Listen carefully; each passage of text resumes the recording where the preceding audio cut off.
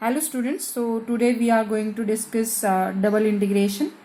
So already you are familiar with the one dimensional integration.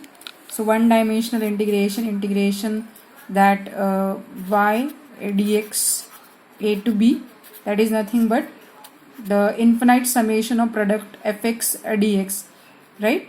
And double integration, that suppose you have double integration f of xy dx dy. This is the two-dimensional integration over the region R, and this is also infinite summation of product fxi yi delta xi delta yi. Now here in this video we are going to discuss how to evaluate double integration. So double integration we required in the process of finding the area, we required in the process of finding the centroid. So we require double integration.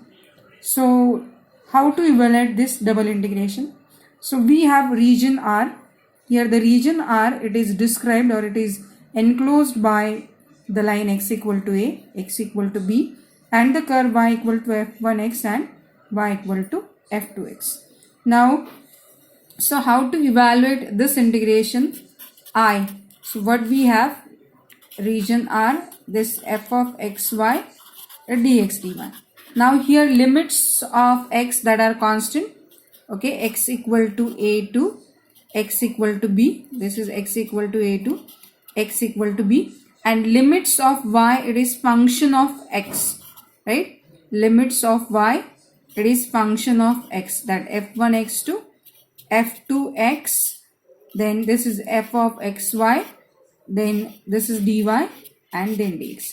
So whenever limits of y, that is function in x, and limits of x are constant, so first integrate with respect to y and then integrate with respect to x. So whenever limits of y are function of x, then integrate first with respect to x, first with respect to y and then with respect to x.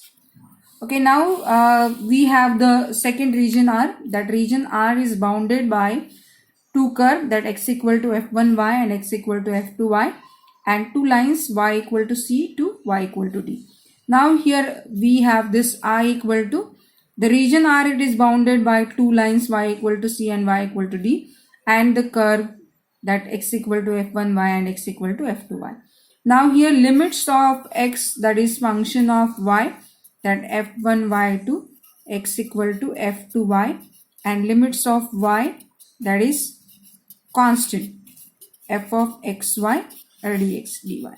Now in this case limits of y are constant and limits of x function in y, so we have to integrate first with respect to x and then integrate with respect to y. So y equal to c to y equal to d, we are integrating first with respect to what?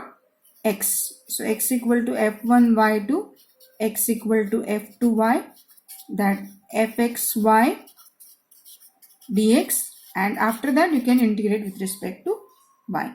So whenever limits of x are function of y, integrate first with respect to x and then with respect to y.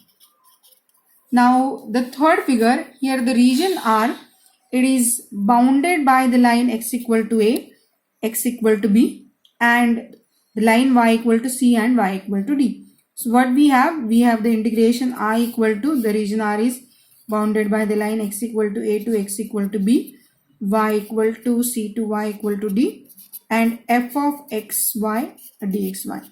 So here in this example, either you can integrate first with respect to x or you can integrate first with respect to c.